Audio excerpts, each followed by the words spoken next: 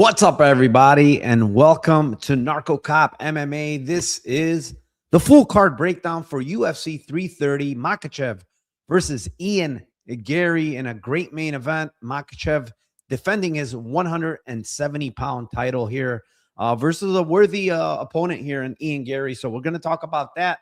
There's a late replacement on this card as well. We're going to talk about that fight as well. I don't think there's odds up for it yet. But they should probably be up very soon. I would assume they're going to get them up within the next couple of hours for that fight. So let me go over to my chat. Shout out my chat first. Sorry about the delay. I had some stuff to do running around and stuff like that. So there's a little bit of a delay here, half an hour. But I'm here. I'm here to do the full card breakdown, and I'm here to shout out my chat.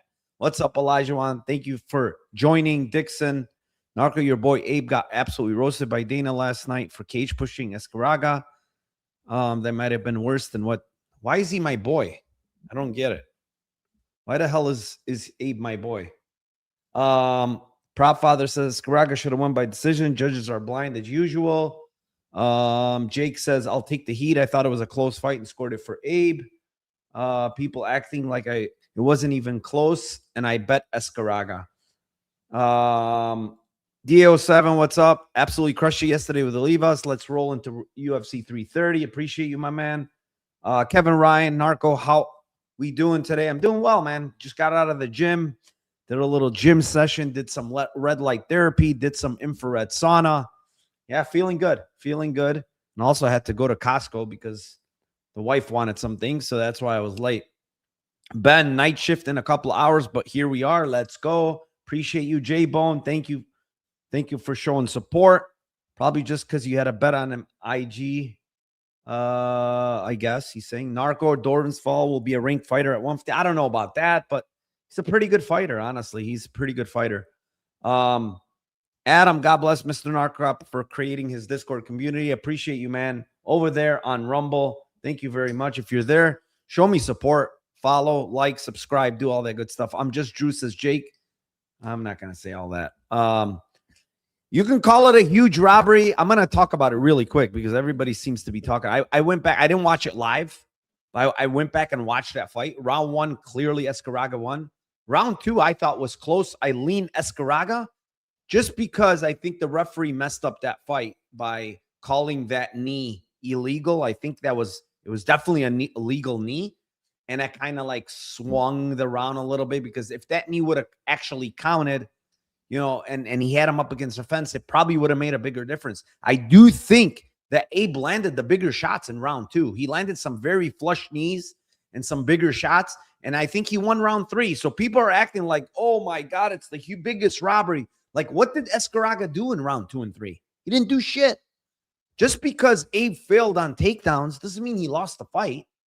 I agree. I think Escaraga won the fight. I agree with you guys.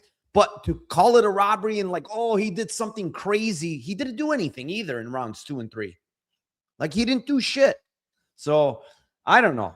I don't understand how you can call that like, oh, such a great robbery when the guy literally lost round 3 and round 2 was debatable. I gave it to him. So I don't know. That's how I think. I know everybody's saying robbery, robbery, robbery. They listen to commentating way too much, and that commentators were way biased on one side. So whatever. Let's talk about this card. We got 12 fights, UFC 330. One fight has fallen out, but we have a replacement, so that's a good thing. Marius says, love your extra content. I appreciate you, man. Thank you for showing support. All right. Let's start out here. First fight of the night. It is in a welterweight division. It is a 13-4-1 Jeremiah Wells versus 16-2-1 Mektabek Orolbai. Orolbai minus 900. Wells plus 613. Wells is the only Philly fighter here fighting on this card. I think Wells is normally you would never see Wells at this type of price because he's explosive. He has power in his hands. He can grapple. He's very strong early. So you never normally see this guy as a plus, 600 dog, right? But in this spot, it's a tough fight for him, man, because after I watched the Themba fight, it's just very, very bearish in the sense that, Themba was able to get a lot of takedowns on him. I get it. He still won the fight. He got takedowns himself later where Themba slowed down. But the difference is Makhachev has excellent cardio. He's a much better wrestler than Themba. He's much better on top. And he cage wrestles really, really, really well. And I think that's going to give Wells a lot of problems. I do think Wells, when fresh, maybe can, explode early and maybe stuff takedowns or even get up early. But I think as the fight goes on, he's just going to get tired. Makhachev's takedowns are going to come way easier. I think he's going to hold him down way easier. Wells is dangerous. Like, he's dangerous with his subs. He's a black belt in jiu-jitsu. So Orolbai does have to be kind of careful, unlike the last fight. I mean, the last fight, he didn't have to really worry about anything that Chris Curtis does. Even, like, honestly, even Curtis's power is not anything crazy. Like, he mainly breaks guys when he knocks them out. So, he didn't really have to worry about anything. He just ragdolled Chris Curtis, One thing I could say here is I do think Orolbai could potentially hurt Jeremiah Wells on the feet. He does have a little bit of power on the feet. We've seen Wells hurt multiple times on the feet. I know that he's never been KO'd, but he got hurt against Matthew Semmelsberger very bad a couple of times. I think he got hurt even against Max Griffin in that fight, if I remember correctly. So I do think that Orolbai can potentially hurt him on the feet. But if I'm Orolbai, like, I wouldn't really mess around too much in this. He's still the better technical striker, Orolbai. But Wells does have a ton of power on the feet. And, you don't want to get caught. Orolbai is very, very tough too. That's the other thing. He's like super durable, very tough. Like, outside of a Wells, I don't know, maybe a guillotine, something like that. I just don't see him winning this fight. So, minus 900, am I going to play it? No, but I think he's the rightful favorite here, man. I think it's pretty easy W for Orolbai here.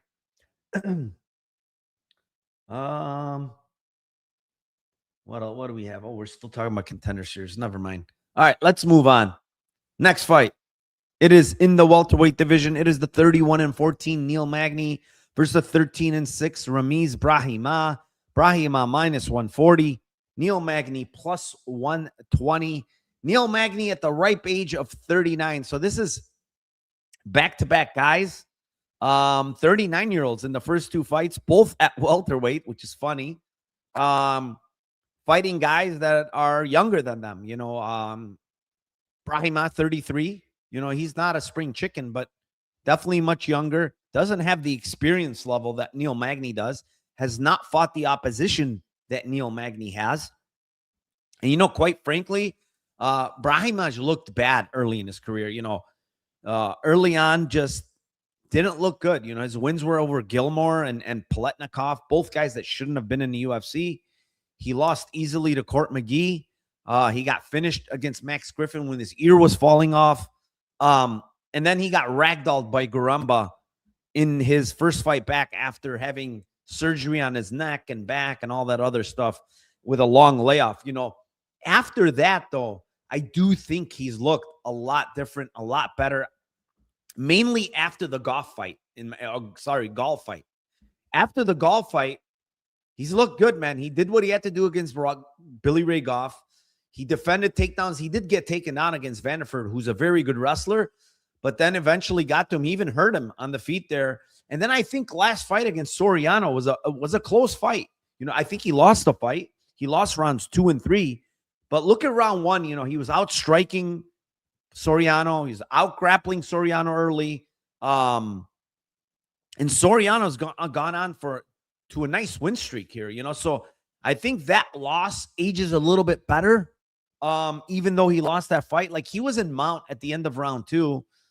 Maybe if there was 20 more seconds, he wins that round, with ground and pound or whatever, a submission threat. And then you look at the other side, and Neil Magny has fought the who's who of welterweights in the UFC. Like you can go far back as Shavkat Rakhmonov, Robbie Lawler back in the day, Ponzinibbio when he was a thing in the day. He's just fought really, really good guys. You know, Jeff Neal, Daniel Rodriguez, Gilbert Burns. We could just go on and on, right? The problem I have of late with Neil Magny is, one, I do think he's a little bit chinny lately. And two, he's pretty much, even in his wins, he's getting dominated and somehow, some way, finding a way to finish these guys round 3. So he hasn't looked great in his wins. He hasn't looked great in his losses, right? And this is dating back, I don't know, you could go as far back as Phil Rowe, to be honest. Even Gilbert Burns. He has not looked good since Gilbert Burns in any of these fights. He's getting, when he's losing, he's absolutely getting murdered in every fight. And those guys are good, don't get me wrong. But he's not even competing in those fights. He's getting killed. And when he's winning, he's literally losing the entire fight and somehow coming back and winning. So the point is, I think Brahimaj is one of those guys that gives him problems in the grappling. You know, I think he's going to be much more physical than Magny. I think he's going to get takedowns when he wants them. And I think he might submit Neil Magny in this fight. Brahimaj is very dangerous with his submissions. And the one thing that Neil Magny does over and over again is allow people to basically submit him. He's lost 7 times by submission, arguably 8 if you count Jake Matthews, which was, you know, not counted. But this guy's putting submissions all the freaking time. And you go and look at his history, and it's like 3 times against Matthews, once against Amasov, he got submitted. You know, every time he faces some kind of grappler that grapples him, he gets into some kind of submission attempt, you know. So I think Brahimaj is the side here. You know, line's coming up a little bit. Let's see what it is now. Is it still one? Yeah, it's still 140. You know, it was 110. It was like basically pick 'em earlier, and the line's moving. And I think rightfully so. You got the younger guy. You got the guy that's the better grappler. You got the guy that's probably has most of the finishing equity. I think he can even hurt Magny on the feet. And he's just going to be faster and younger. You know, maybe Magny can drown him in round 3. That's potentially a thing. I don't think so. Not Brahimaj is tough, man. He's not going to, you know, just give in and wilt and stuff like that. He's very, very tough. Even in his lone stoppage, I mean, he didn't want to stop. His ear fell off, and they just had to stop the fight because his ear literally fell off. So this is a guy that's, you know, never been finished outside of that. He's very, very tough, very durable. Training at VFS, I think, is the best move he ever did. You know, leaving wherever he was at. I think it's improved him a ton. It's improved its cardio. It's improved its striking. Yeah, I mean, give me Brahimaj here. I think the run for Neil Magny is done with, man. I really think he's done with his runs of, you know, kind of pulling the rabbit out of the hat. Moving on, next fight. It is in the light heavyweight division. It is the 14-2 Rafael Tobias versus the 13-3 Lucas Fernando. Lucas Fernando minus 280. The comeback of plus 230 on Rafael Tobias.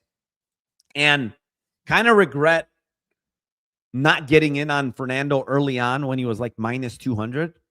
I ran the tape early on this fight, and I'm like, oh yeah, minus 200 looks good on this guy, but I don't need to bet him now. You know, it was only on Bet Online really, and I'm like, I don't need to bet him now. I'll wait a little bit.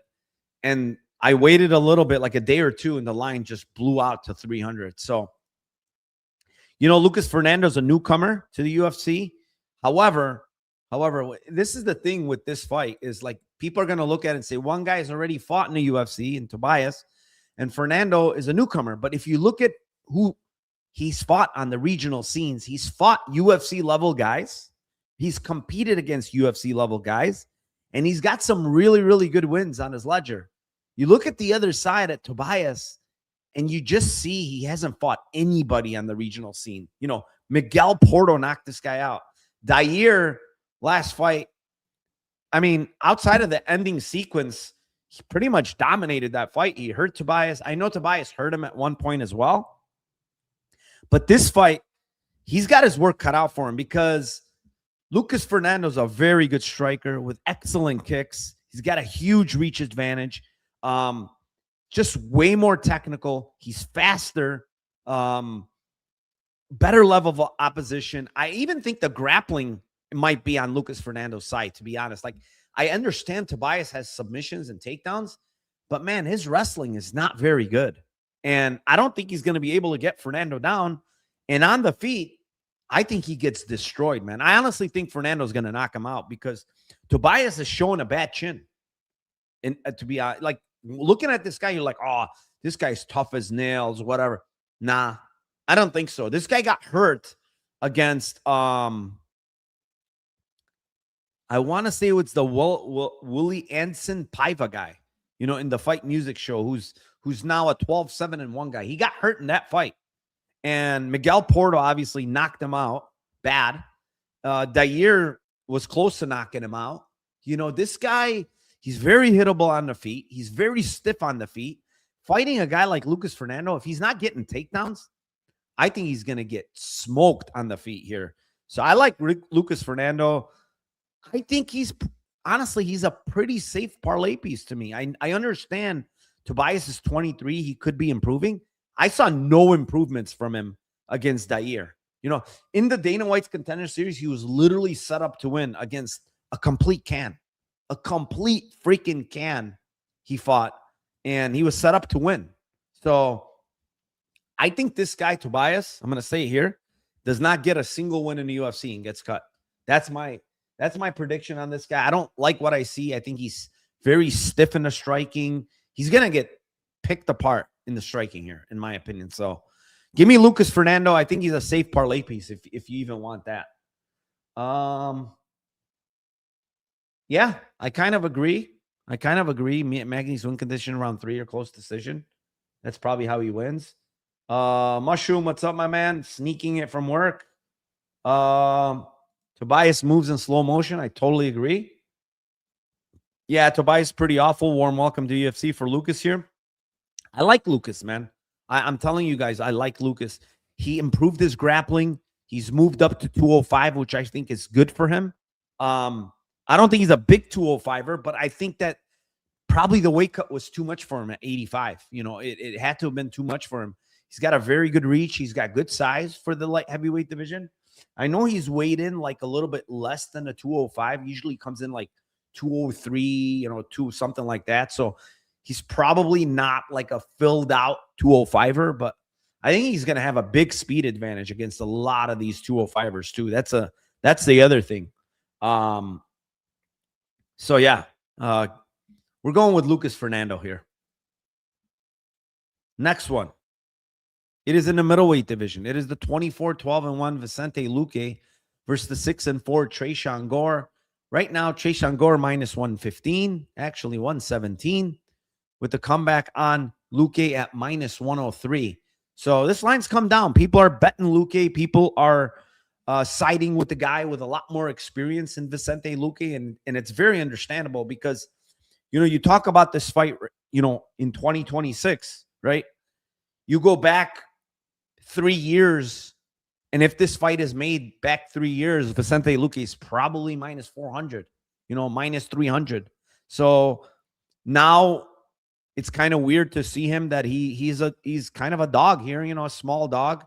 It's basically pick 'em, but like I said, you go back, pre-Buckley fight, which is, 2 years ago, and you go back a little back, maybe even before the Jeff Neal fight, right, where he got a big time beating and he had that brain bleed and all that other stuff. But, he would be a big favorite here. But the real thing here and the issue here is I do think Vicente Luque is washed. I know people are going to look and say, hey, he beat Calvin Gastelum. He hurt Calvin Gastelum and subbed him. He also easily he popped Themba with a big shot and then subbed him. I agree with that. He got early submissions there versus decent UFC level guys. But then when you see the other fights, the Joaquin Buckley fight where he absolutely quit on the mat, the Kevin Holland fight where he pretty much got his ass kicked, the Joel Alvarez fight, again, he literally in rounds 2 and 3 did nothing but lay on bottom and get punched and absolutely no attempt to get up.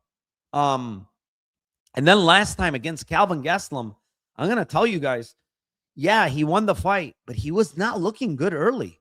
He was getting tagged. He was backing up to the fence. He was shelling up a lot, not trying to take punches. And that's the thing, I think, with Vicente Luque, honestly, is like, I think if he gets cracked one time very hard, he's kind of done with the striking. He doesn't want to get hit anymore because it's understandable, dude. This guy had a brain bleed. He was almost dead. He's not going to want to take a lot of shots, you know? So I feel like if Gore lands a big shot, he might knock him out. If not, I think Vicente kind of shoots an ugly takedown and probably ends up on bottom, you know? And I know it's hard to click Gore at a favorite against a veteran like this. And the other thing you have to remember is Gore is a true 85er. Kevin Gastelum is not a true 85er. Kevin Gastelum, I made a joke. Kevin Gastelum is a 55er trapped in an 85 body because the dude just doesn't know how to cut weight, doesn't care to cut weight, doesn't take any of that seriously. And so Vicente Luque's first fight at 85 was a guy that technically probably should be at 70, if not lower. So there was no size and strength advantage for Gastelum. There is a strength advantage and size advantage for Gore. He's a big, thick 85er. I'm not talking about big in height, but thickness, muscle, strength. He's going to have way more strength than Vicente Luque at 85. And the other thing that's concerning is like Luque's really not a big guy. You know, what was the reasoning behind moving up to 85? You know, why? He's not a big 70 pounder even. Why are we moving to 85? You know, and I just think it's kind of maybe to prolong his career a little bit, not do the weight cuts. You know, maybe it was bothering him a little bit more. I don't know, but I really can't play Luque, man. Like watching him, he looks washed to me. And his path to me here is like, yeah, maybe he can hurt Tresean Gore on the feet. I'm not saying he can't, but I don't think he can wrestle Gore. Gore's takedown defense is really good. He's very strong. And I think, you know, like watching Gore, even though he's not great, but the one thing we can say is that you absolutely have to kill him to get him out of there. He will fight till the bitter end. And that's not what we can say about Luque anymore, man. Like one guy here is way more durable than the other guy in 2026. And that's Tresean Gore. He's going to be more athletic. He's going to be stronger. He's going to hit harder, in my opinion. And so, like, I think he's the side, honestly. I honestly think it's Tresean Gore as the side. I don't have a play here. I'm just saying there's no way I can touch Luque in 2026, man, against a guy that's, I think, peaking too. I think Gore is getting better. You know, watching him come back after almost getting knocked out by Makhachev and doing what he did and hurt Makhachev and eventually finish Makhachev in round 3. I think it's a testament for him pushing through. He's saying he's done with weed. You know, I kind of didn't believe him. Like, oh, he's just saying this before the fight. But he looked like a different fighter against Makhachev. He looked like his cardio looked like on point, man. It was a high-paced back and forth war, and he looked good in round 3. His cardio looked the part in round 3. I don't know about Luque, man. I don't know if he could take a punch. I think his win conditions maybe club and sub, you know, hurt Gore and maybe, you know, get that anaconda, or maybe Gore makes a mistake and shoots into something. But outside of that, I honestly don't think he can win a decision. I think Gore is going to, if it goes like past the first round, I think Gore's going to hurt him bad, potentially knock him out, potentially club and sub himself, you know? So I'm on the Gore side, as sad as it is, because Luque to me is just, I'm watching tape and I think this guy's completely washed, man. He's completely washed. I don't care about his wins. His wins mean nothing because they were very early club and subs. I don't really care about them. I'm looking at how he's looked, and I think he's looked bad, very bad. So we're going to go with Tresean Gore here. What do we got in chat? Got a lot of nice things here. Let me go over to chat really quick.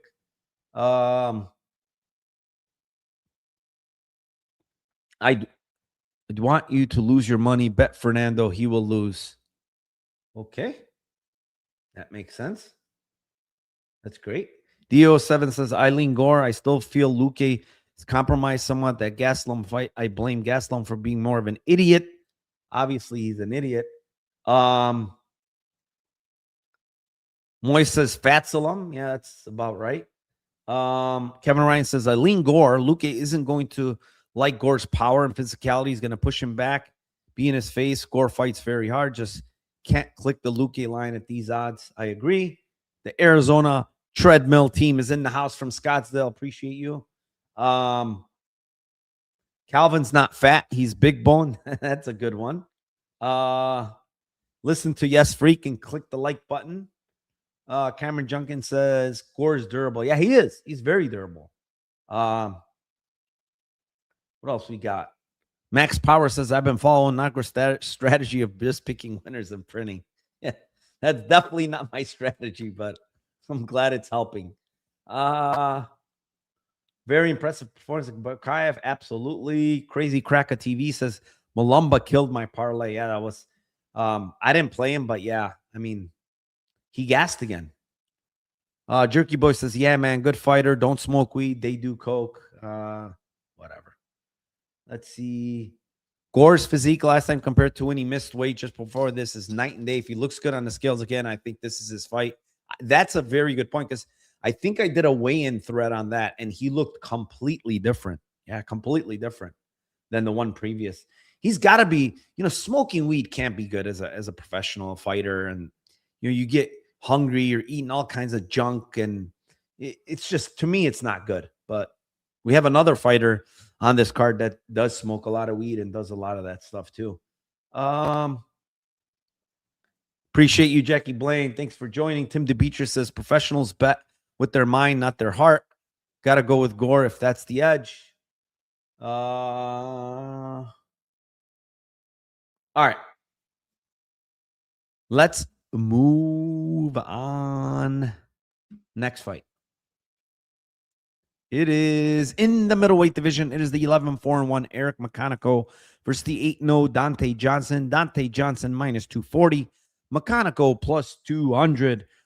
I said this in my Discord. I said, guys, I get it. Dante Johnson had a very bad look against Cody Brundage last time out, right? He won a split decision. He didn't look good as a huge favorite. The world was on Dante Johnson, and he let them down with his performance, right? He didn't look good. He went in there, round one, throws a big overhand, misses, gets basically in a body lock, gets taken down, and spends the entire round basically on his back up until like maybe 30 seconds or whatever, right? He looked clueless on his back. He literally looked like he didn't know what to do. He had one underhook, right, on the far side. And with the other hand, he was just controlling the wrist and just holding Brundage from not doing damage, which is understandable. But man, you're fresh. It's early. How about you try to get up? You had an underhook, but it just didn't seem like he knew how to get up from that position when he was flat on his back.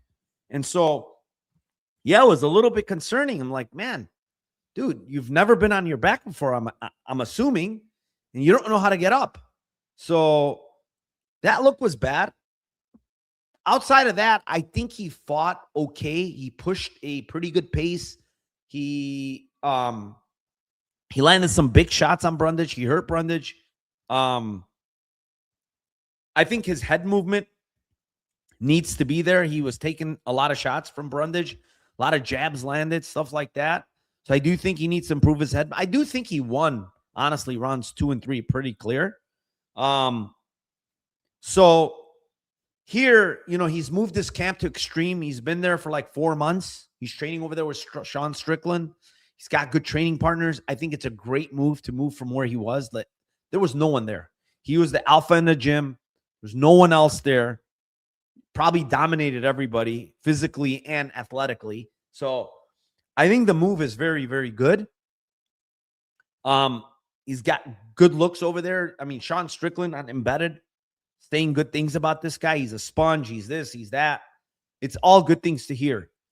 He's going to be 9 years younger here. Eric McConico is 36 years old. He's 6 foot, so he's going to have a height and reach advantage, which is going to be the case a lot with Dante Johnson.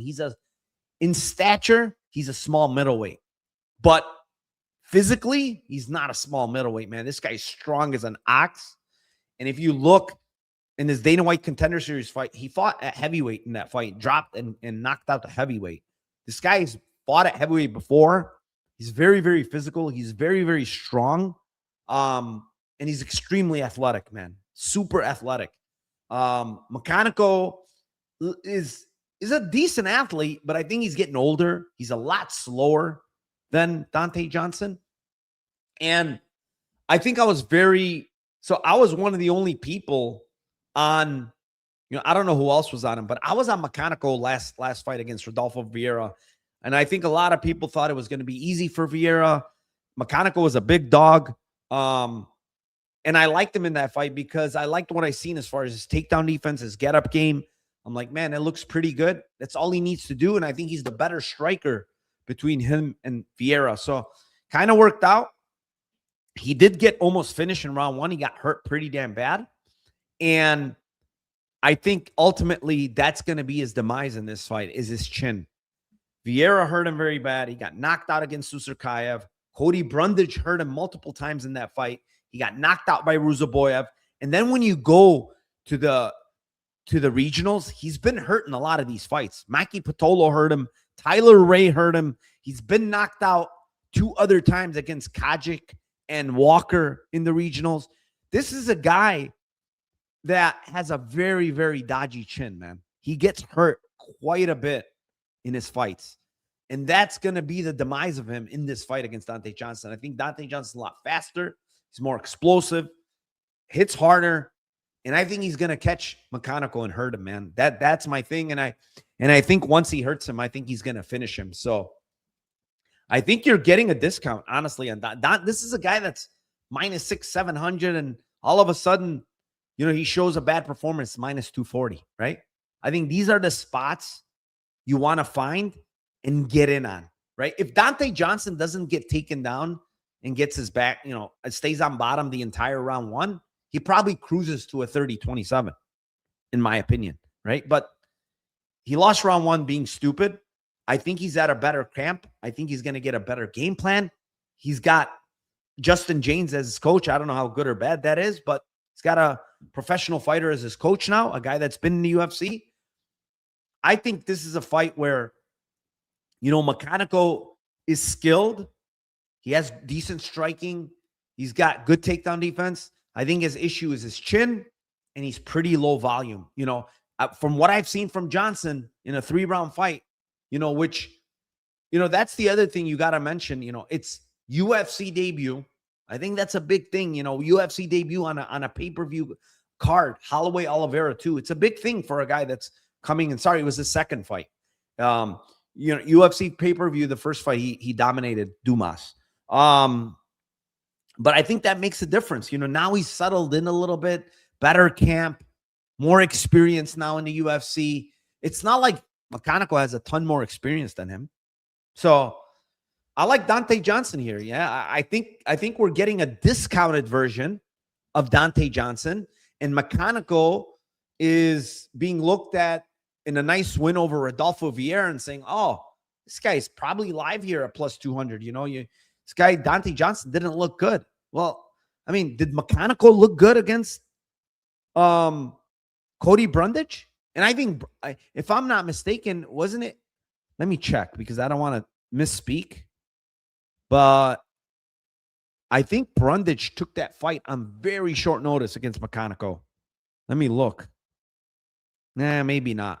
No, maybe not. I'm not sure. Maybe the fight was just made short notice in general. But either way, I think, Johnson's going to show improvements being at the better camp, training with Strickland. Faster hands, bigger striker. Yeah, just give me Johnson here. I think he wins, man. McConico's he's a jack of all trades, master of none. That's what I would call him. I mean, he's an okay fighter. Nothing wows you with McConico. Johnson, athleticism, power, I think wows you. So he's the better prospect, 9 years younger. Yeah, I like him in this spot. Yeah, I love the move to Extreme Couture. Saw a lot of footage, Strickland, Curtis sparring him. They love Johnson. There are a lot of good things to say. They were getting a discounted line. Absolutely. Absolutely agree. Jerky Boy says, yeah, I don't even know. He's responding to someone else. Sorry. What's the move? Says, yo, Narco, move time here. You were spot on for Contender Series. Appreciate you, my friend. Thank you for joining. From Age Frog says, don't ever disrespect me looking like a Cuban guy from Cypress Hill. I don't even know what that means. All right. McConico sucks. I took him to beat Rodolfo. People are really getting tricked into McConico over Johnson. Absolutely. I mean, Elijah says Dante isn't good. We'll see. He's green. You got to remember, man. You could say he's not good. I mean, he's green. But the athleticism, the strength, the power, it's all there. It's all there. He just needs reps. This kid needs more reps. He needs a better gym, which he's in. When you're a guy like you have to remember one thing about Dante Johnson. This guy started fighting very late. 2022, he first started fighting in amateurs. And probably a majority of these wins in 2022 and 2023 were literally strictly just being way stronger, way more athletic than his opponents. That's it. Nothing else. And then you start seeing he's developing a little bit better striking skills. He's getting a little bit better, more movement. He's going to develop skills. I mean, the guy is green. He's, like I said, it's 4 years since he's been fighting. And we're not going to expect him to be Khabib or a world champion already. But we'll see. I think this guy's going to knock out Eric McConico. What I saw from him is one thing that you can't teach is heart, and he kept coming for the entire fight. So that's some things you cannot teach, and he has that, and I think he has a very good chin, actually. Moving on, next fight, it is in the lightweight division. It is the 11-2 Kawhi Fernandes versus the 15-9 Jalen Turner. Jalen Turner minus 158. Kawhi Fernandes plus 138. Let me get a drink.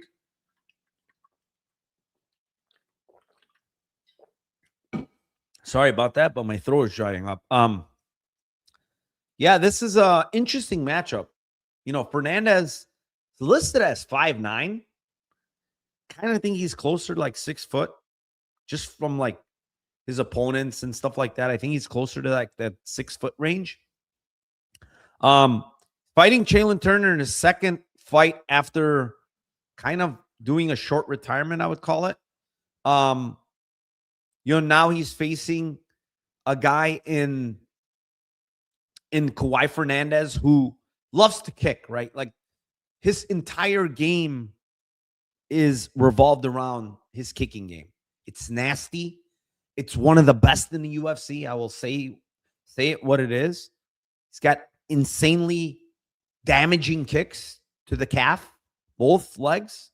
I've seen him switch stances and throw calf kicks from southpaw, including orthodox. He did it to Hardwick. When Hardwick got one leg chopped off, he switched to southpaw, and Kawhi Fernandes switched to southpaw and destroyed his other leg. And ultimately, he could not walk because both legs were destroyed. That had to have been the fucking funniest thing I've ever seen in my combat sports, career watching fights. A guy that got escorted out in a wheelchair because he got both legs literally destroyed within a round. It was just crazy to see. But Kawhi Fernandes has done this throughout his career. He did it to Muhammad Yahya. He did it in parts to Kuda Kaladze. He destroyed his lead leg. He's done it to other guys on the regional scene. I mean, this guy's leg kicks are insanely powerful, right? But, and he's a black belt in jiu-jitsu, right? But when you look at his overall game, it's just, there's not much layers to this guy's game outside the kicks. He's a really good kicker. Yes, that's his major weapon. He has some hands. I'll give him, he has some decent hands, okay hands. But there's really not much else to his game that's very good.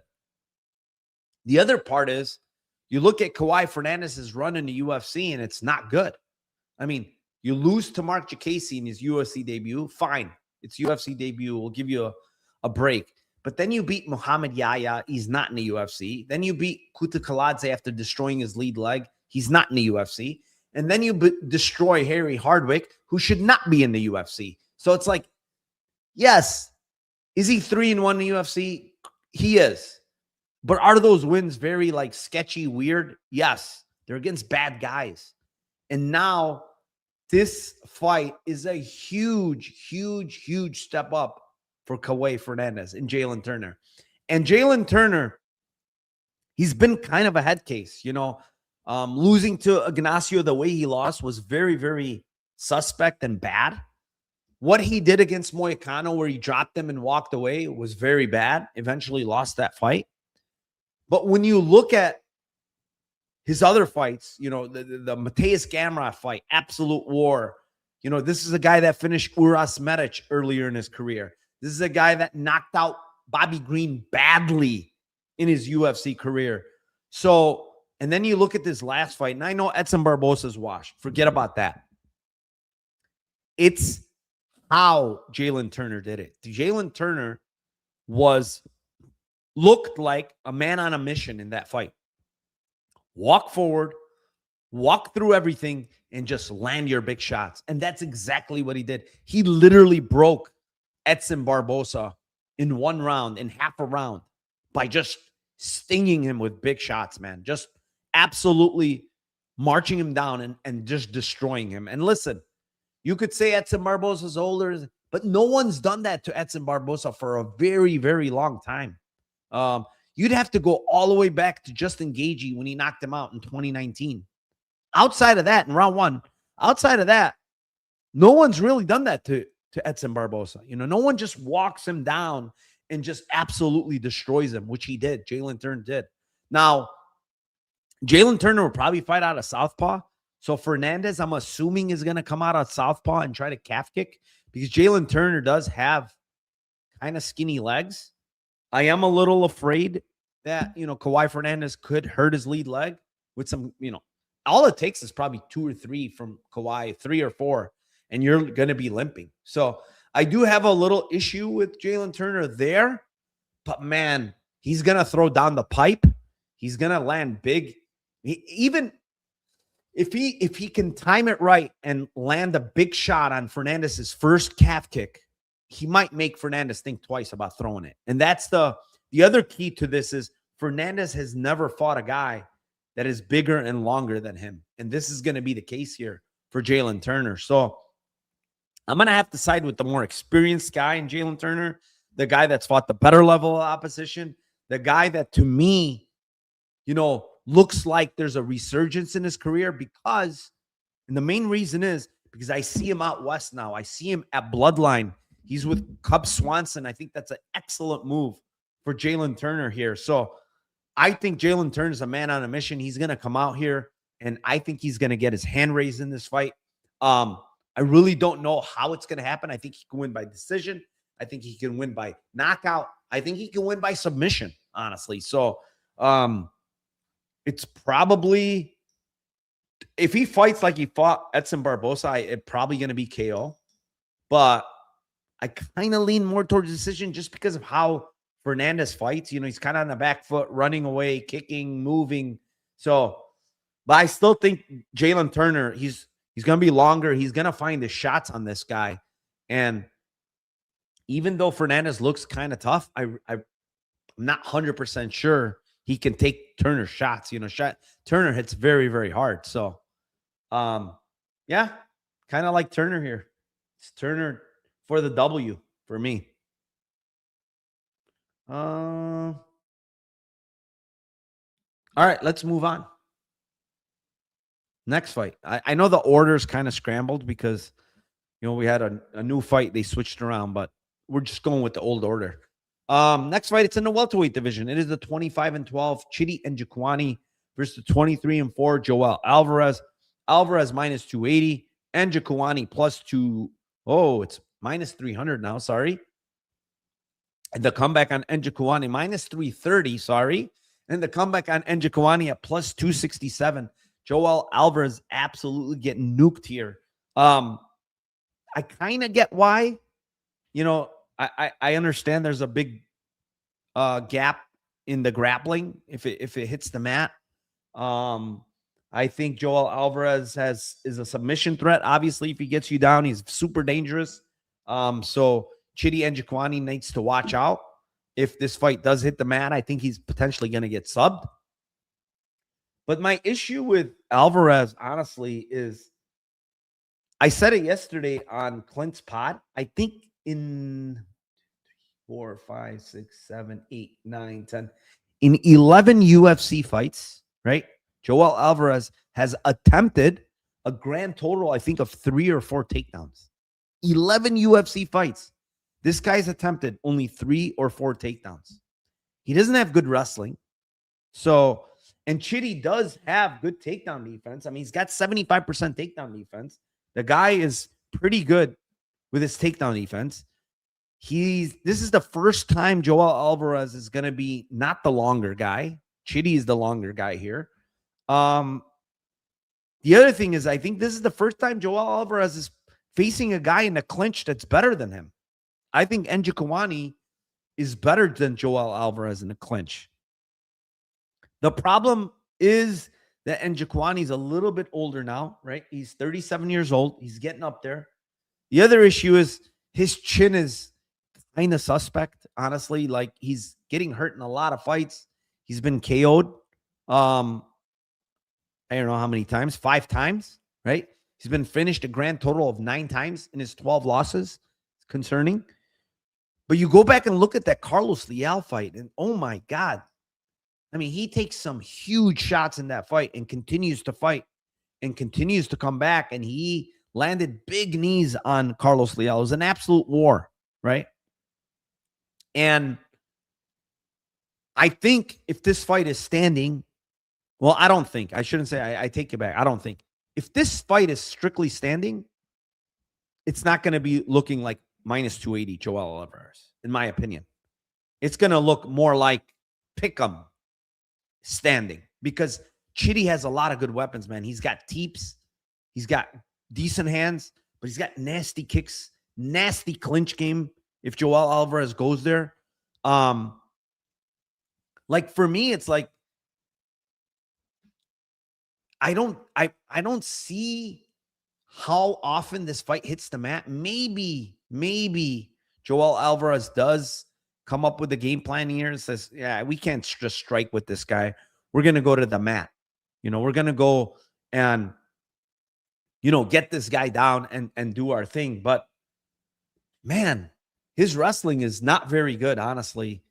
Chidi's takedown defense is very good. Could it be something like a standing back take into a submission, something like that, maybe on the fence where Joel, you know, they're clinching and Joel maybe puts in a hook and maybe tries to jump on the back?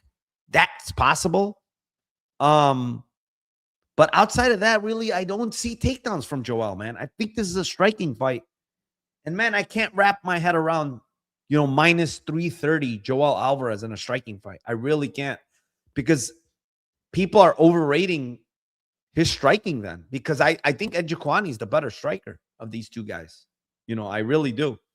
And I want to see him. I want to see him in a fight where he's not the longer guy here. You know, I want to see what happens. I don't know if people remember. I know it's a while back.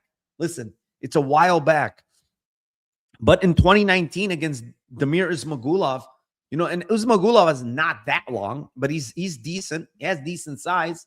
But he lost the striking there against Ismagulov. And, you know, when you look at who he's been fighting, you know, Amasov, obviously the grappler, he got destroyed in that fight, whatever. Luque is washed as shit, so I don't count it. Jakar Close got kneed and finished early. He's kind of older. Like, which one of these guys is a good striker that he's faced? I don't see any, honestly. None of these guys are good strikers. And this time he's facing an actual really good striker. I don't know, man. This line seems fishy to me, minus 330. I know Njokuani is old, Muay Thai striker passed away. Sexan, I think his name is Sexan. He passed away like a week ago. So maybe that plays mentally, a mental side, maybe to Njokuani. But man, this line feels wrong to me. I don't know if I want to chase, these big dogs that have been just losing at an insane clip.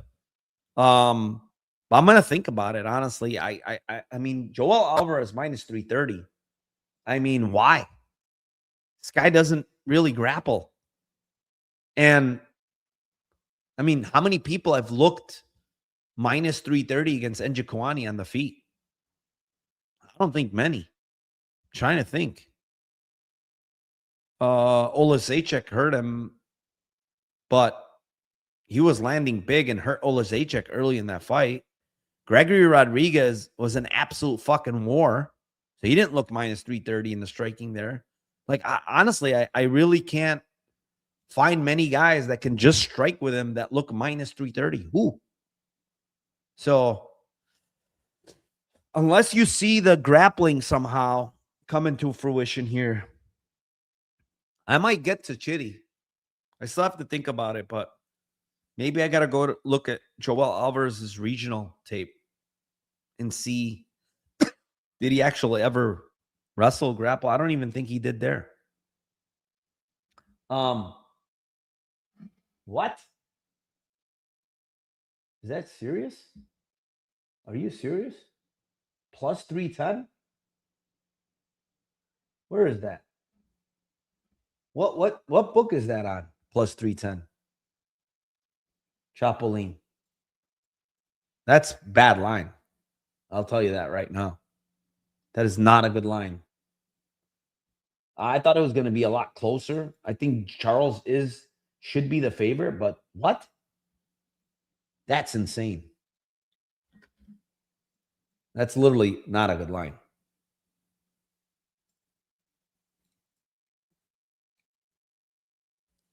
Give me 1 second. I need to do something here.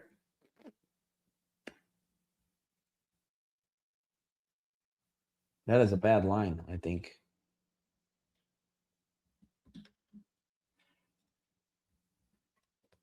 Yeah, I mean, I don't understand why it's such a big, but I mean, it is. Chapolin does have some flaws, I will say. He's not like he's, great. His cardio is not the best, but we're going to talk about that fight. Anyways, in this fight, I think it's dog or pass. I can't lay this kind of price with Joel Alvarez. I'm sorry. Short notice, too. That's the other thing, too. I didn't even mention it. He's taking this fight on like a week's notice. So how prepared is he? I know he flew out here to train with Islam Makhachev for his camp like 2 weeks ago. So he's coming here to help Islam, but come on. All right, next fight. It is in the lightweight division. It is the 24-14 Edson Barboza versus the 15-3 Esteban Ribovics. Ribovics minus 600. Barboza plus 446. I mean, this is a bad fight, man. This is a bad fight. I'm sorry. I mean, Edson Barboza's 40. He's taken a lot of punishment. I just talked about how bad he was beaten by Jalen Turner. I mean, really, really bad beating he took from Jalen Turner just like, 8 months ago. The guy he hasn't won since 2023, 3 years ago. It's just not looking good, man. I mean, he's facing a guy in Esteban Ribovics who's hittable. Listen, Esteban Ribovics hittable. And he's not going to grapple, obviously. It's just going to be a stand-up fight. But my God, he's very fucking durable. He hits very hard. It just looks like a nightmare matchup for Edson Barboza, dude, at 40 years old. He's taken a lot. I mean, I don't even know why he's still fighting. I don't get it. One of his eyes is literally almost closed. You could see it in the picture here, his right eye. It's much worse now. I mean, this guy is taking an absolute beating. His weight cuts probably are not even easy. His body's gone through hell. Ribovics is going to knock him out, man. I mean, he's going to knock him out. I really don't see any other way this fight ends besides Ribovics killing this guy. And it's sad to see, but Edson really should not be fighting anymore. Like, I just don't understand why he's fighting. It's stupid. Don't fight, man. So yeah, I don't really have much else to say here, man. I really don't. It's just bad. It's a bad matchmaking. It's bad for the UFC to do this. I know what they're trying to do. You know, Ribovics is a fun guy. This could potentially look like a war because Barboza still, like, even against Turner, the one thing I'll say, he's still chucking heat. He's still trying to take your head off. He's throwing big kicks. And he still has power. That's the last thing that's going to go, right? And could he hurt Ribovics? Yeah, sure. I've seen Ribovics hurt. You know, it's not like he's unhurtable or whatever. He got hurt against Zellhuber very bad, you know. He got popped against Akpress decent amount. You know, I don't think he was hurt, but, you know. So there is a world where he could get hurt, but he's very durable, man. It's going to be hard to get him out of there, and Barboza is going to eat a lot of shots in this fight. Is he going to be able to take him? I don't think so. I don't think so. So, yeah, I think he's going to knock him out, man. It's just sad to see. All right, let's move on. Next fight. What do we got here? Oh, it's this one. It's in the middleweight division. It is the 16-8 Dustin Stolzfus versus the 9-1-1 Mansour Abdul-Malik. Malik minus 650. Stolzfus plus 476. I wanted to bet Stolzfus. I can't. I think this. Here's the thing with this fight that bothers me a little bit on the Mansour Malik fight side. I know he's still, you know, fairly young, 28 years old. He's still in his prime, whatever. But, man, I don't like him coming back 4 months after the beating he took to Yusri Bulgari. That was a bad beating he took, man. I mean, go watch rounds 2 and 3. The amount of big shots he took, the knee falling on his face. He was concussed bad in that fight. And he kept fighting like a warrior. I will give him that. He took monster shots and fighting like an absolute warrior in that fight. His chin is incredible, honestly. I'm surprised he didn't get finished before that. You know, and then you look at his other fight against Brundage. He didn't look great.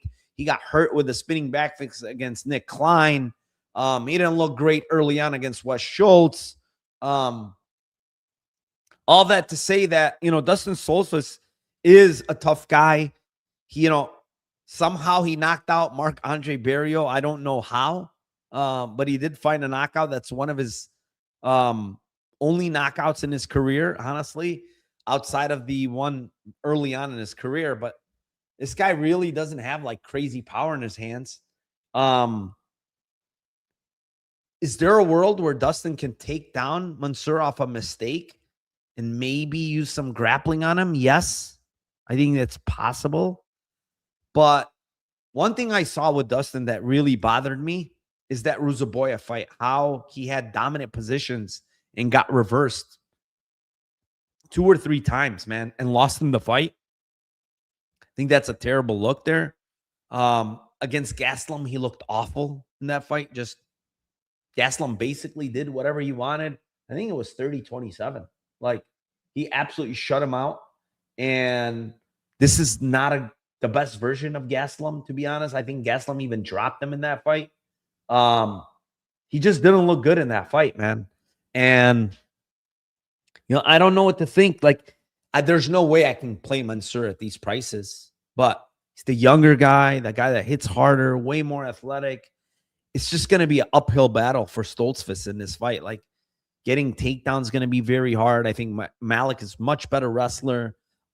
He's kind of up against it here. You know, he needs, how he wins this fight is Malik making mistakes because he's green and he's young.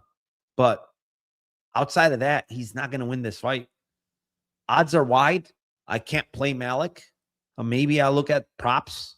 But yeah, I think Malik is going to win this fight. It's just that Stolzfus is so unathletic. He's so slow. He's so plotty. And he's facing a guy that's super athletic. Yeah, I kind of just think he's probably gonna get run over here. I don't know if it's gonna be a finish, but yeah, I mean, people are saying the athleticism gap. Malik lacks composure. I agree. He's young. He's young. That's the thing. Yeah, this is, for me, it's a pass. I don't want nothing to do with this fight. I can't lay minus 650. And I don't know if I can get to plus 476. I know it's a big price, but man, I feel like it's like maybe he looks good and he's going to lose, but one of those spots, you know. Let's move on. What's the next fight? It is the new fight. It is in the 130-pound catchweight division. It is a 19-9 Charles Johnson versus the 15-2 Eduardo Henrique, better known as Chapolin. And we do have odds. Wait, they pull it? I think they just pulled that fight. What the hell? I'm trying to look.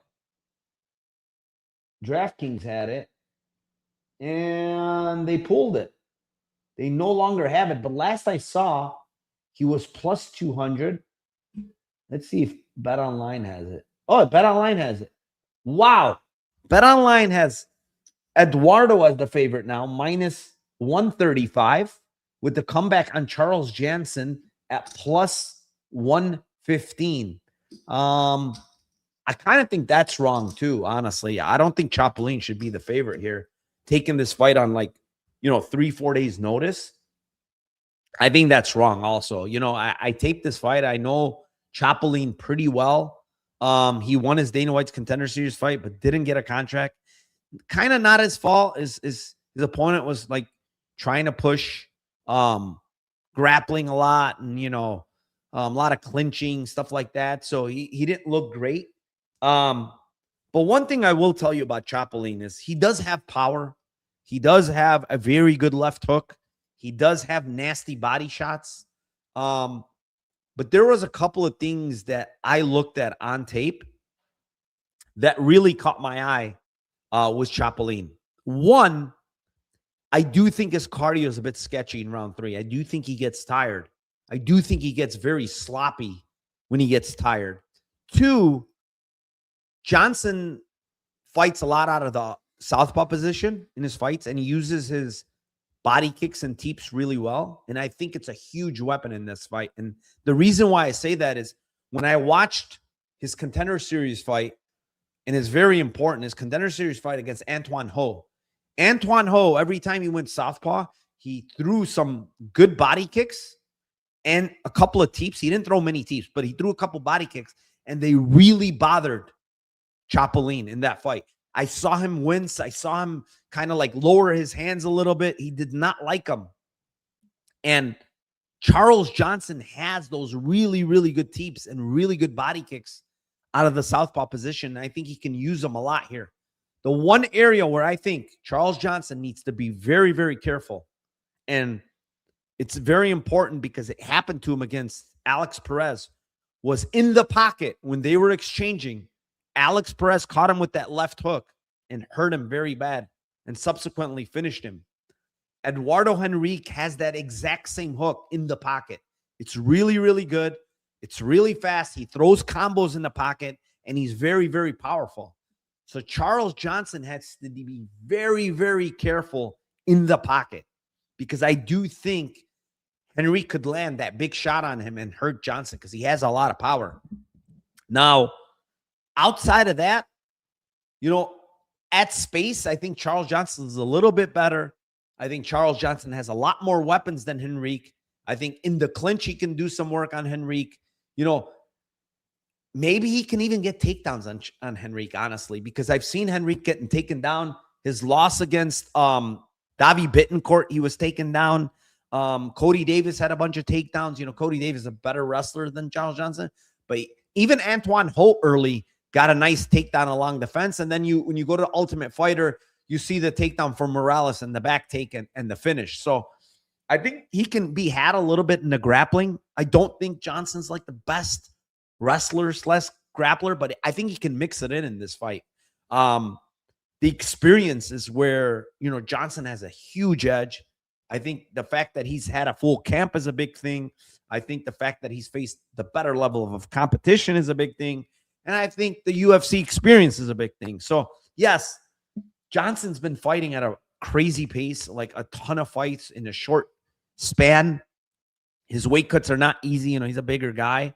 But he's on a full camp here. I understand he got Sulayev stretched by Asu Almabayev, but Almabayev, honestly, is a top 10, maybe even top 5, you know, flyweight. He's really, really good. He mixes up everything in. He's just a really, really good flyweight.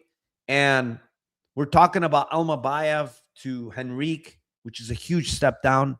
It is a catch weight, so Johnson doesn't have to cut as much weight, which probably helps him a little bit.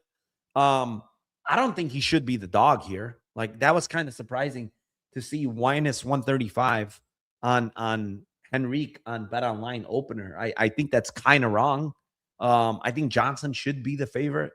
So yeah, I probably line Johnson like minus 150 area. I think that's where I would have it. You know, the other line was crazy too when someone put Chapolin plus 310 on DK. I mean, that was an insane line as well. So yeah, I mean, I lean Charles Johnson here. Full camp, better cardio, has those teeps and body kicks. I think he could use those. He's got to have a little bit of a reach and size advantage here as well. And then a huge experience edge, man. Like, just taking this fight on short notice against a tough veteran.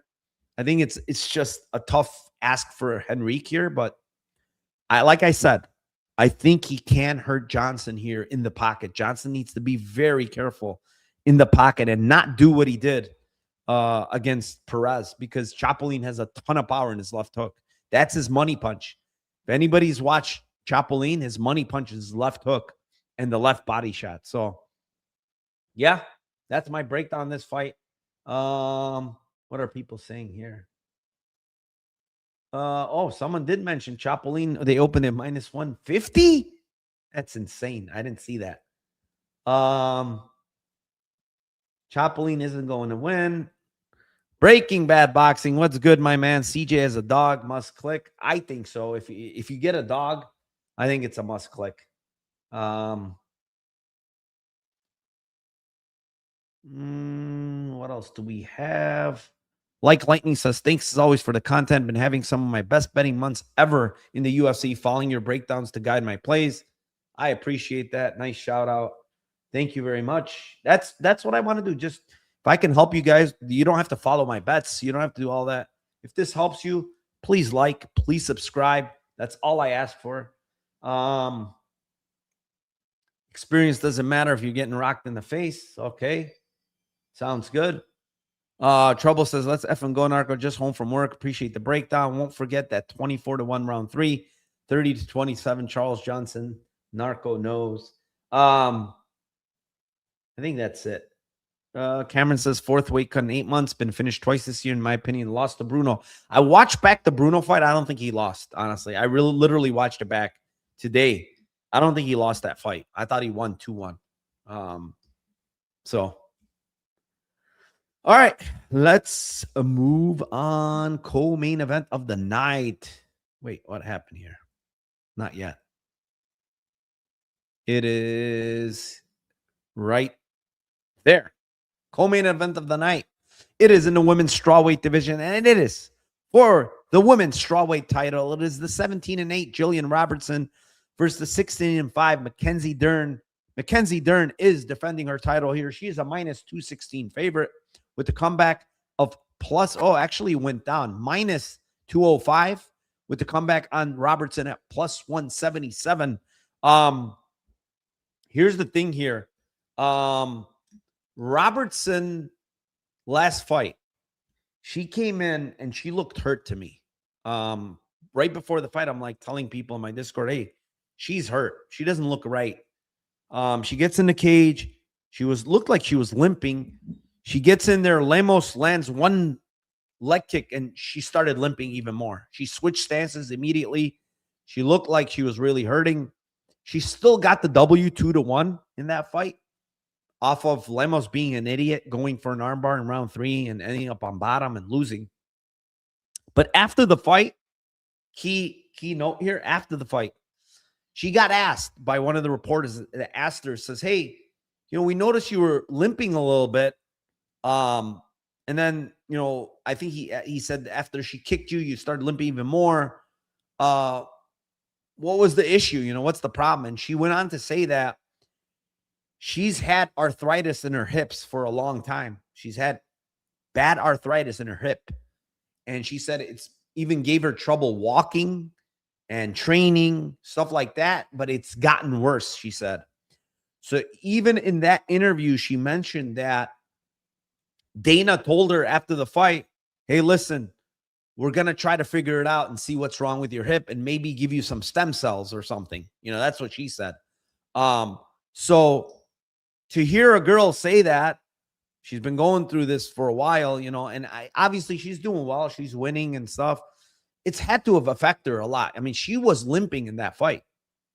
Now she's facing a very good grappler in Mackenzie Dern, right? I think that might be an issue in this fight. It's a 5-round fight. Mackenzie Dern been 5 rounds many times. Jillian Robertson, I don't think has ever been 5 rounds. I do think the striking is kind of close. I know I've heard a lot of takes that Mackenzie Dern is an easy side here and she should easily win. And man, I don't know about that. Just because here's the thing. What fight, right? When you go back and look at Mackenzie Dern's career, which fight has she made really look easy? I get she submitted Ribas, right, in round 2. But that fight was 1-1 going into round 3. It was not that easy. Verna Jandiroba fight, back and forth fight, not easy. Lupita Godonez's fight, not easy. Amanda Lemos fight, she lost. Andrade, she got knocked out. The other one that was really easy, made it look easy, was Angela Hill. Yes, that one.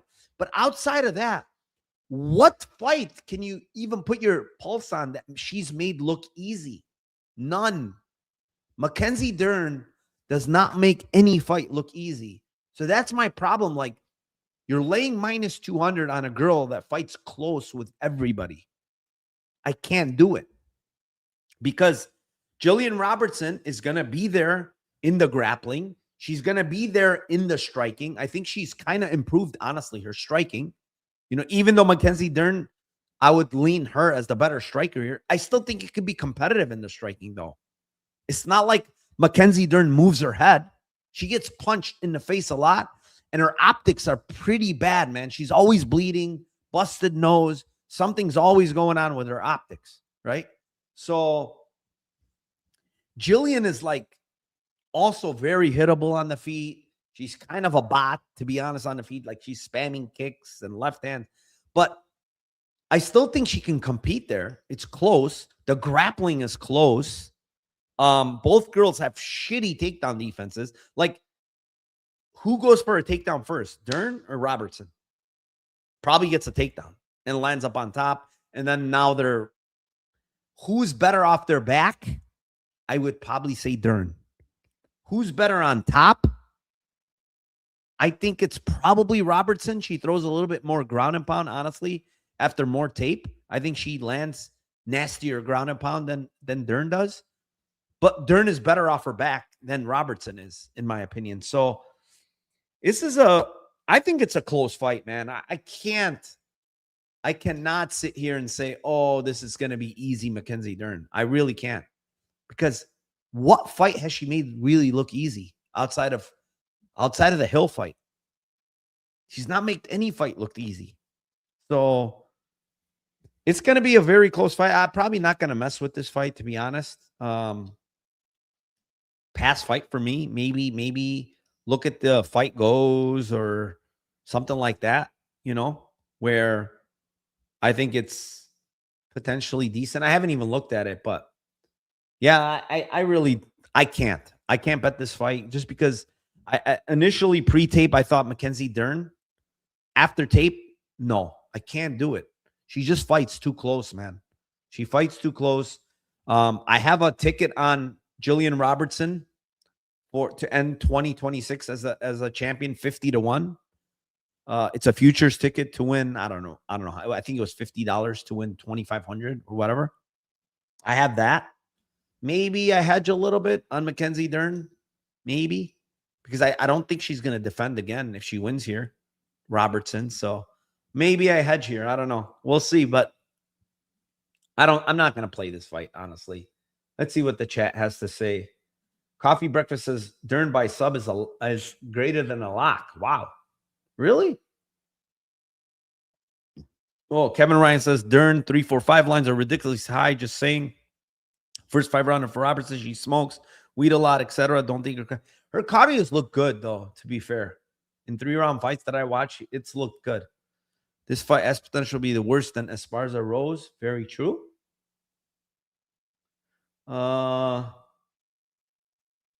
Kiwi says he smokes weed a lot and used to grapple 2-hour sessions in a row.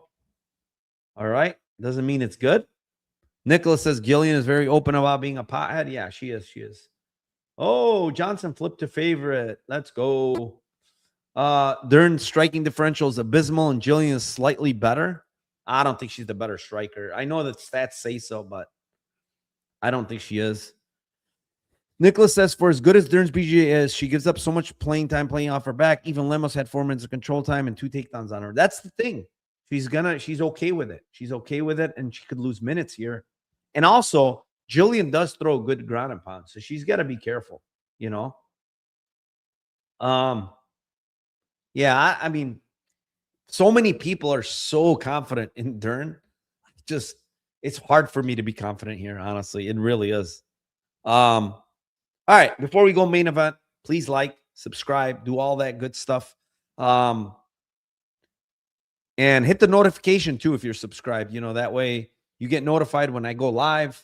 We're doing Contender Series. We're doing it early. Lambo Parlay, by the way. We're going to start early on Friday. It's going to be Friday. I've discussed it with Tim, but it's going to be early. It's going to be like 4 p.m. Eastern, maybe 5 p.m. Eastern, you know, something like that. So it's going to be early pod. It'll give you guys more time, I guess, to watch it, you know, put in the plays, stuff like that. So, all right, let's move on. Main event. In the main event, it is in the welterweight division. It is a 17-1 Ian Garry versus the 28-1 Islam Makhachev. And Islam Makhachev currently minus 325. Actually, minus 330 with the comeback on Garry at plus 267. Great main event. You know, Ian Garry has earned, I think he's earned this title shot, you know, just because he's fought good guys. He is 17-1. His only loss is to Rakhmonov, who's undefeated. He beat Prates, who's on a streak. You know, he beat Bilal, even though I think Bilal's probably trajectory is on the way down. He's got to win over Michael Page. You know, not the best fight, but he got the W there, you know, and he's fought good guys, and he's deserving of this shot against Islam. Now, Islam, second fight at 170, right? First one, he absolutely ragdolled Jack Della Maddalena. But what people fail to see in the Maddalena fight, which honestly it impressed me more than anything, is the striking. His striking was good. He kicked that leg. He looked good on the feet. He looked comfortable on the feet versus a good boxer, a good striker. He looked very comfortable there. And I know Jack Della's not that big like Machado Garry is. You know, Gary's 6'3". He's going to hold a size advantage here, a reach advantage. But, you know, he still has good striking, does Jack Della. He still has very good power in his punches. Very good boxer. Machado Garry is more of a kickboxer, a guy that skirts the cage. He will kick you. He will throw some strikes and then move and move and move. And one thing I don't like with Ian Garry, and you see it in almost every single fight with guys that can pressure him, that can put him against the fence, he gets stuck on the fence a lot. Rakhmonov had him on the fence for ages on end. Okay. Jeff Neal had a lot of success pressing him against the cage. You can go back to Gabe Green, Darian Weeks.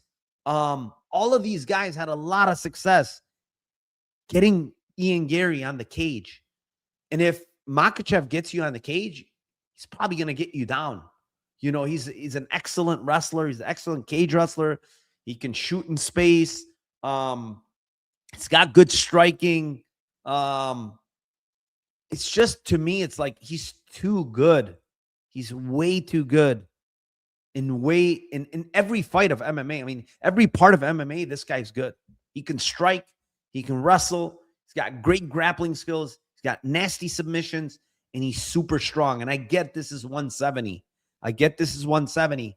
But man, this guy's still super strong for 170. I'm telling you guys, it is what it is. That's what he is. And, you know, Gary did well defending takedowns against Belal Muhammad. But Belal didn't really shoot. Like, it was very weird to see the fight. Like, he didn't really shoot a lot. They were very weird, half-hearted takedowns. Shot one time in round one, just decided to strike with Ian Garry. And he was competitive, to be honest, in the striking. Ian Garry outlanded him by 16 strikes, significant strikes. It's not like he blew him out the water. And it's like Makhachev, to me, is a better striker than Belal. He's cleaner. He has better defense than Belal. And he's a much, much better wrestler and much stronger, man. Like, that's the thing. Like, it's hard to fade Islam. It really is. I think outside of a head kick KO from Ian Garry, honestly, I see that's how he wins this fight. He's not winning this fight. Like, I get that he can skirt the cage and kick. Islam is going to catch up to you. He knows how to cut off the cage. He's very good at that. Eventually, I've seen enough from Ian Garry that he gets stuck on the fence way too much, that he's going to get stuck on the fence again, but he's going to end up on his back. And the one thing I will say about Ian Garry that I haven't seen much of is I haven't really seen him much on his back, flat. But the time that he did, which was against Rakhmonov, I think, in rounds 2 or 3, he was stuck on it, maybe round 3. He was on his back flat. He closed guard. He was on there. And listen, you could say whatever you about Rakhmonov. He's a good this, good that. He's not a good wrestler like Islam. He's not good on top like Islam. It's not even close. So if Islam gets you down and you're flat on your back, and what I saw against Rakhmonov is what it might look like, he's in freaking big trouble if he's on his back like that against Islam. Islam's going to work to pass. He's going to smash you, and he's going to look for a submission, you know. And I think he said against, someone mentioned it, that he said against last time against JDM that he wasn't really going for a sub. He just wanted to be a 2-time champ. He wanted to win the title, and he wasn't really pushing to finish. He just wanted to win. He said, I'm going to push a finish here against Garry. You know, people talk a lot, and it could just be words. Islam has had, you know, the Poirier fight wasn't the best look. I will say, you know, he lost a round there. I think he only lost one round, honestly, after I watched it. He did get busted up with an elbow in round 5, stepping elbow from Poirier. But even after all of that, he still finished Poirier in round 5. So we can say he didn't look good. Oh, this, that. But he still finished him in round 5, right? When he was tired, supposedly he was very tired, he still pushed through and finished him, right? So, you know, Garry has looked iffy too. I mean, how did he look in round 5 against Carlos Prates? He was running for his life. How did he look against Jeff Neal in a fight that was super close? He didn't look great in that fight. So, yeah, I just can't get to Garry, man. I just don't think I don't think he has many paths to win here. I really don't. Like, to think that Islam is not going to get takedowns, I think is delusional, honestly. It really is delusional. He's going to get a takedowns here. Like, you look at Garry, you know, 2 takedowns from Shafkat. He's not a wrestler. He's not a guy that gets. Kenan Song had 2 takedowns. Gabe Green had a takedown. Darian Weeks had a takedown. He just hasn't fought. Outside of Belal Muhammad, who does wrestle, who else has he fought that wrestles? Nobody. That's the answer. Nobody wrestles that he's fought. Islam's going to wrestle. Islam can strike. Islam is probably one of the best fighters ever. And people, you know, I was one of the original haters and say, I don't think so. You know, he hasn't fought. Dude, this guy is excellent at all realms of MMA. Okay. He's been knocked out. Yes. He doesn't have an undefeated record. That doesn't mean you're not one of the best all time, because the way he wins, he's been dominating. He's looked really good. He dominated Charles Oliveira, who is an absolute monster. You know, Charles Oliveira is a monster. He's not easy to dominate. Yeah, I just think he wins here. I think it's Islam. I don't know how he wins. Maybe it could be just decision. You know, Gary is very tough. He is competent with submission defense. So maybe he just wins out a decision here against Ian Garry, but I think he wins here pretty easily. That's it. I've been going on for a while, hour 26. Appreciate everybody. Thank you for joining. You could look at the scrolling thing down below. We're up to 70 units, almost 71 on the year on all my plays. We do have a bunch of stuff this weekend, BKFC, ACA. We have, what else do we have? We got a lot of stuff this weekend. Let's see, before I even go and leave, but we have a bunch of stuff this weekend. I'm pretty sure. Yeah. So we have Fury on Friday. We have ACA. We have APFC, which I'm probably not going to tape that, but we got a couple of boxing, one boxing card, not much else, but yeah, BKFC has been our thing. I appreciate, again, everybody. We won 4 units on Dana White's Contender Series week 1. We actually had a round 3 so close to hitting, which it didn't hit, but it's been incredible. Oh, I do have a dono here, so shout out to Chalky Bets. Can Gable lose to Sharaf? Absolutely not. Come on, Chalky. You know he can't. That's a setup. They give him like one of the worst heavyweights. Gable's going to run through him. I mean, they know what they're doing. They want to build up Gable. I get it. But, you know, depending on how he grows and what he does, I think he's a nightmare matchup for a lot of people. Don't get me wrong with the wrestling, man. When you can wrestle like that for heavyweight, you're going to be a nightmare matchup for some people. So I appreciate everybody. Thank you for joining. Shout out to all the people in chat. Shout out to the dono, $9.99 dono from Chalky Bets. Appreciate you. Minus 1,200 is probably a steal. Yes. I don't like betting those kind of numbers, but there's not a world where he loses to Sharaf. That's the problem. So yeah, appreciate you, Kevin Ryan. Thank you very much. Thank you, DA. Thank you to everybody. Please like, subscribe, comment, do all of that good stuff. I'm going to put up the timestamps right after this is over. Again, Lambeau Place podcast. It will be Friday early, probably 4 p.m., 5 p.m. Eastern. Me and Tim Troiano, thank you for joining. Appreciate you guys. And let's cash those tickets for UFC